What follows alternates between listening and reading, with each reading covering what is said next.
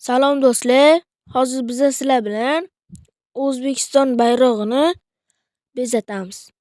Uning uchun bizga hozir O'zbekiston bayrog'ini nusxasini olib Paint dasturiga qo'yamiz va ko'zni shunday qilib yasa olamiz va hozir ko'rayotganingizdek qoshini yasaymiz. Mana shu chiziqdan foydalanish kerak, chunki u egiluvchan bo'ladi. Boshqa chiziqlar esa tekis bo'ladi. Ko'rib turdingiz, egildi mana. Endi uni tag qismini, pastki qismini qilamiz va shunday qilamizda ozgina xato ketdi, uni o'chirib tashlaymiz va yana o'shani ustiga bosib turib tagdan sekin qilish kerak. Aks holda bu keyingi chiziqqa o'tib ketsa, hamma qilgan ishimiz o'chib ketishi mumkin. Endi buni qora rangga bo'yashda polli list qoraga bo'yalib qolmasligi uchun chekkalarini yopib olishimiz kerak. Shu egilmaydigan chiziqdan.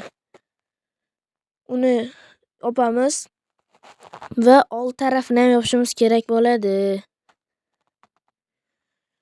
Mana bu yerda ozgina xato ketdi, uni ochiq qolib ketdi. Agar yoni biz yopmasak, to'liq aytganimdek listga hammasi bo'lib ketadi. Hop, mana ozgina o'chirib tashlaymiz, uni chiqmasligi uchun.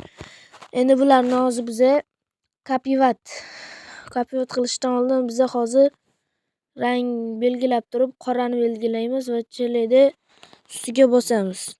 Mana bo'yaldi, endi ko'zga bosamiz. Endi buni kopiyat qilib olsak bo'ladi va kopiyat qilganimizdan keyin O'zbekiston bayrog'ini ustiga qo'yamiz. Keyin ikkinchi tarafini ham qilishga to'g'ri keladi. Kopiyat qilamiz. Hozir effektni ko'ramiz o'rtoqlar. Mana effektni o'rtoqlar ko'rib turibsizlar. Hozir bitta do'ppi yasaymiz. Ana do'ppi chiqdi. O'rtoqlar, hammasi o'zim qildim. Obuna bo'linglar.